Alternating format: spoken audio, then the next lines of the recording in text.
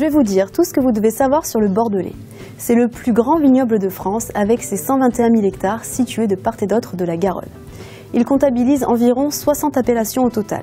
Et il est divisé en 6 sous-régions.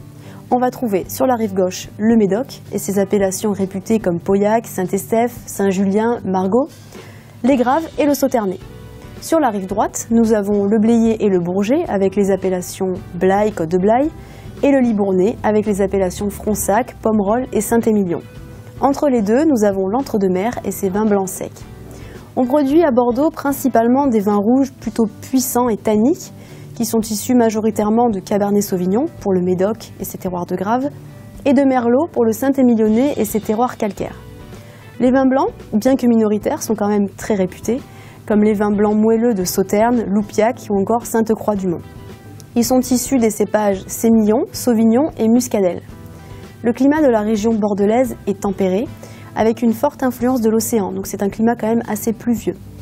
Les vins de Bordeaux sont réputés dans le monde entier, notamment grâce à leur grand cru classé. Ce classement date de l'exposition universelle de Paris qui a eu lieu en 1855. En fait, c'est la Chambre de commerce de Bordeaux qui a demandé au syndicat des courtiers de faire une liste des meilleurs domaines.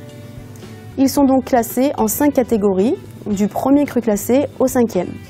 Certains de ces crus ne se figuraient pas sur la liste et ont donc créé leur propre classement bien plus tard, comme celui de Saint-Émilion par exemple, qui est révisé tous les 10 ans. Les châteaux grands crus classés sont quasiment inaccessibles et pourtant, vous connaissez tous Château Lafite Rothschild, Aubryon, Cheval Blanc, Latour ou encore Margaux. Ce sont vraiment des noms qui font rêver.